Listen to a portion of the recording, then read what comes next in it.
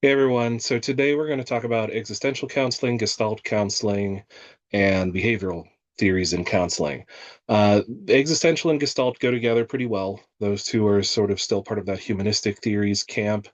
Um, Existential and Gestalt, yeah, I said that right. And then the behavioral theories are very different, not at all related, and it's just kind of how things fell in the textbook and where things lined up as to why we're talking about them in these clusters. So I'll go in order because that seems to make the most sense to me, even though I want to get the behavioral theories out of the way.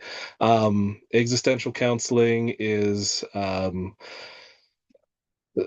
it's sort of a nebulous, amorphous counseling theory. It's more philosophy, in my opinion, than it is a it's sort of fitting with the other theories of counseling in that it doesn't have a whole lot of interventions associated with it.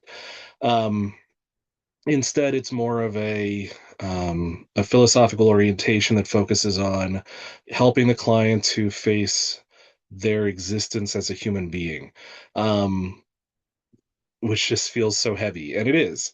It's talking to the client about their life, their death, finality, freedoms and responsibilities associated with these things.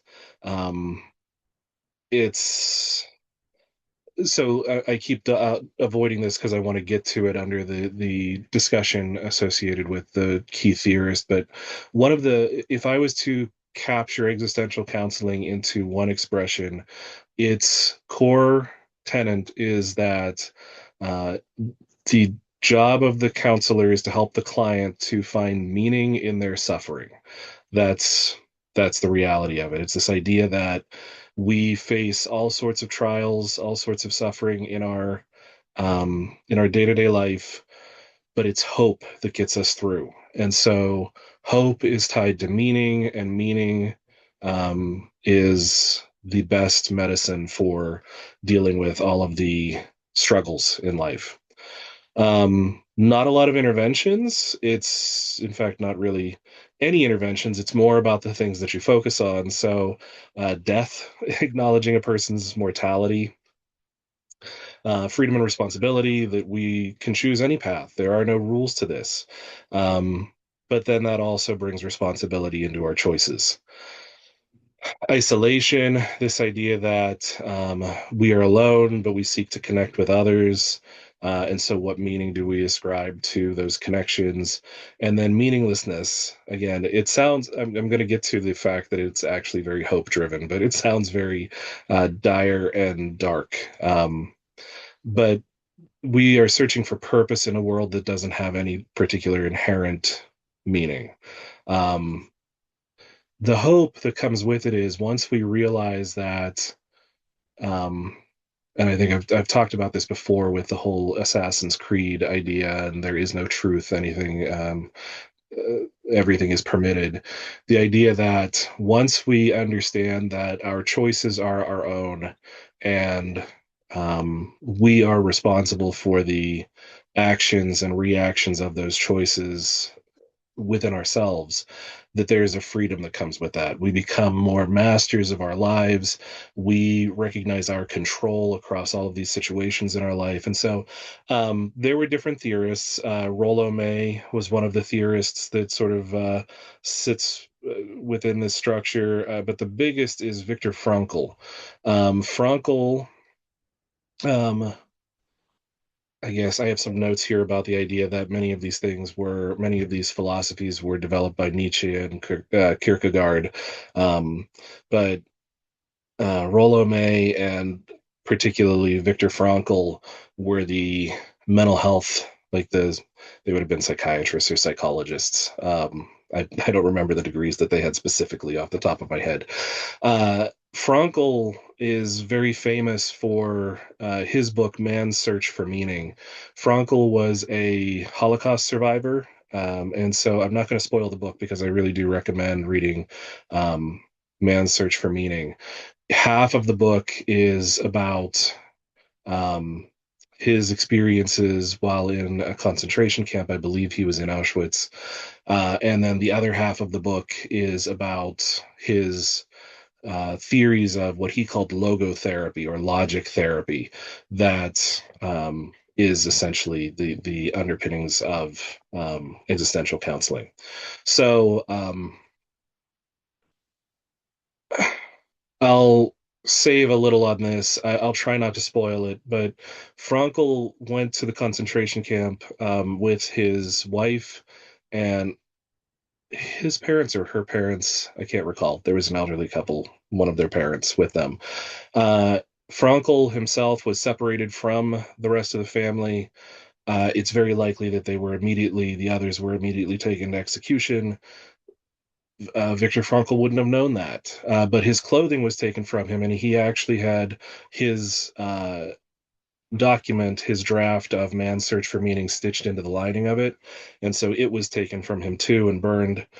Um, and so while he was in the camp, he made more and more notes about logotherapy and his beliefs on meaning and suffering and all of this. And he hid them because he would have been executed if he was found to be writing. Found scraps of paper, anything he could write on, and kept it and kept building it. But then also, uh, he made an observation that there were some people who were brought to the camp who were in excellent physical health, but who died because they didn't have hope. And there were others who, despite all of their mistreatment and malnourishment and torture, survived because they clung to some sort of a hope. And so he said that even though he lost his original manuscript, and even though there was a great deal of suffering and loss that came with his time in the camp, that his experiences there helped him to understand logotherapy or existential counseling at a much better level. And so he has some really inspiring work out there. Again, Man's Search for Meaning itself is not an easy read, but it's a really good read. It was required reading in my master's course, in my undergraduate courses as well. So that's existential counseling. Gestalt counseling is very similar in its feel to me. Um, Gestalt was created by Fritz Perls. Uh, it's very here and now focused. It's very focused on this idea of the whole person, um, awareness around all of their parts, thoughts, feelings, how all of those things interact with each other. Um, there was a strong undercurrent of what Pearls called unfinished business. And so this was where the client needed to go through their unexpressed feelings from past struggles that linger with them, essentially in order to kind of complete those experiences. Um, there is a heavy emphasis on personal responsibility. Um, Clients are, responsible for their own choices, feelings, actions, everything like that. But one of the aspects of Gestalt is it really has a great deal to do, in my opinion, not being an expert on this, with balance and the idea that we um, we need different things at different times. And so the role of the counselor really becomes helping the person to get what they need, not necessarily what they want. And so there are challenges associated with that. Um, it can be kind of abrasive or direct. It's not meant to be, it's a very caring orientation, but it's one that requires a lot of additional study. Unlike the other theories, you can practice Gestaltist techniques, but unlike the other theories, you really do benefit from some additional training in Gestalt work. I had a professor once who said that learning about Gestalt is like being able to read the lyrics to a song, but truly understanding Gestalt is like hearing the music. And that has always stuck with me. The more I learn about Gestalt counseling, the more that really does make good sense to me.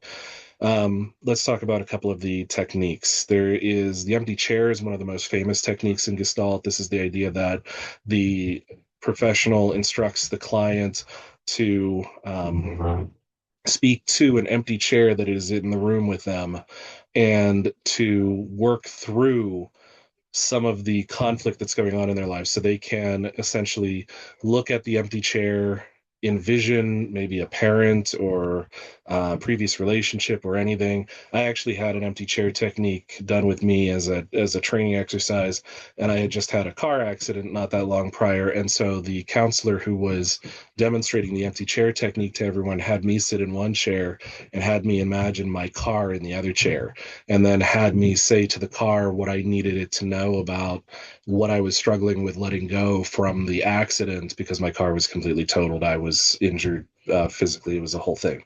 Um, and then after a time, they made me switch places, and I sat where the car was, and I had the car then speak through me and tell me what I needed to hear from the car. It sounds like it would be challenging to get a client to do that. It does take a little bit of leading to get them to buy into the approach. Um, but it's so effective. It's shockingly effective. There are opportunities for role playing and role reversal in Gestalt, body awareness. So, like, if you feel anxiety, we'll say, where do you feel that in your body? Describe it, describe the feeling in more illustrative terms. Does it feel like a burning? Does it feel like ice? Does it feel like, is it wrapped around your stomach? Is it in your stomach? Does it make you feel sick? But what does the sickness look like? Like, to get as descriptive as possible with these things, because then you can envision the cooling sensation that you need to pour over the heat of the thing, or the warmth that you need to pour into the freezing feeling around your stomach, whatever the case may be. It's again very effective. And then a shift to I language. So this comes up in other theories. It comes up kind of generally within the field that I statements are important for us in mental health services because it's very frequent that our clients and we, for example, I try to catch myself on this all the time, will present with, when this thing sort of happens, you feel like blah blah blah blah blah. No, I feel like, get them to say I, get them to take ownership of it. The feelings become more real. We can do more real work with that. When they are deflecting or moving that, sort of displacing those feelings off onto the universal you or we, it doesn't take the impact, like they're not getting the impact, and so it's much harder to work. So that is Gestalt in a nutshell. Let's move on to behavioral theories. These are a little bit more straightforward. The behavioral approaches came from classical conditioning and operant conditioning. And so classical conditioning is where you compare conditioned stimuluses with unconditioned responses. And the idea is that it is literally the mechanics of it that you pair something that you want to get rid of with something that would increase the discomfort around that thing, and you extinguish the behavior. This is Pavlov's dog sort of stuff. So it's behavioral training. And it's effective. You look for a result, and then you um, work backwards to try to figure out how you're going to make that happen. Operant conditioning is a little bit more advanced than, say, um, like classical conditioning with Pavlov's dog, for example, was the dog will naturally salivate when it sees food. That's not a conditioned stimulus whatsoever. The bell, so if you ring a bell when the food is dispensed, the dog will eventually salivate to the sound of the bell without food being present. So you have attached a stimulus to an unconditioned response. Operant conditioning is where we add motivators to it. So this is where you have a reward or consequence system that increases or decreases the likelihood of a behavior to happen. So one of the things that I like to point out about this, and this is hard for people to wrap their heads around, and it's hard for me to explain it out, so I'm going to do my best with it. Usually, it helps if I have like a dry erase board and I'm drawing it out to make sense of it. But let's try. Um, for example, positive reinforcement doesn't mean that you're giving something good, and negative reinforcement doesn't mean you're causing harm or taking something away. Positive reinforcements are where you apply something to the behavior that you want to see done, and that could be positively giving a reward when a child does something that they're supposed to do, but it can also be giving a punishment. Um, Negative reinforcement is where you take something away. So if I want to increase the likelihood of a certain behavior, but give a negative reinforcer to do that, maybe I take away chores or something like that for which will hopefully then increase the behavior. So it's a small thing, it's a nuanced thing, and you don't need to memorize it, but just know that um, that reward system, positive and negative reinforcement, has to do with the application or the removal of a thing, not the meaning that's attached to it. There's a lot of interventions that can be used with behavioral orientation. So, like when we think of behaviorism, we think of Watson was one of the researchers who originally worked with behavioral theory. B.F. Skinner was another. B.F. Skinner created the Skinner box, which was a method of training rats, for example, with then you would reduce outside stimuli. So the rat would be in a box that you could see into.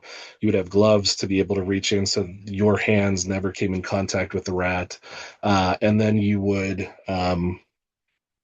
uh, teach the rat to do things. Like if it pushed a lever, you would give it a treat. And then you could teach it to push a specific lever as a result of that. Or you could apply shocks to the floor to teach it to avoid a certain lever or whatever the case may be. But um, that is behavioral training uh, in its purest form. Um, Systematic desensitization and exposure therapy or other forms of behavior modification and behavioral counseling. So, exposure therapy is where we just expose a person over and over again to the thing that they're afraid of, and that reduces the likelihood that they will have a fear associated with it. So, like there was a training that I heard about where you could reduce a fear of flying, but what it was you would be in a flight simulator over and over and over again where the flight simulator did all of the things that you were afraid of. And then eventually you worked up to being in an actual plane. But that gets a little bit more into the idea of systematic desensitization. So let's just go with exposure therapy. The person is exposed to the thing over and over again until it extinguishes the fear. Systematic desensitization is where you do that, but you start small and you work your way up big. So, for example, if let's say we wanted to reduce a fear of spiders, I might let a client know in session that there is probably a spider in the room somewhere. And how do they feel about that? And let's talk through the fear and let's talk through the realities of the situation. And then the next session, it would be there is indeed a spider in the room somewhere. I put one in here. I don't know where it is, but it's here. And so now the reality is that the spider is somewhere in the room, but you don't know where it is. And then it's, I put a spider in the room, it's in a cage across the room. How do you feel knowing that it's in the room? Now face it, in the next section. Now we move it closer. Now we move it closer. And the idea is eventually you would put the spider on them and ask them how they feel and all that sort of stuff. But because they've been gradually exposed to this condition of the spider being in the room, they'll become less and less fearful of it. It does take a long time, but it's very effective. So that is behavioral theory. We don't worry about feelings, doesn't matter. We don't worry about past stuff, does not matter. No thinking involved other than to sort of tease out the thinking and feeling to get it externalized, but we're not dealing with like why you're afraid of spiders and where that came from. You're you're not worried about what led them to a fear of planes. It's just about extinguishing that feeling in the moment.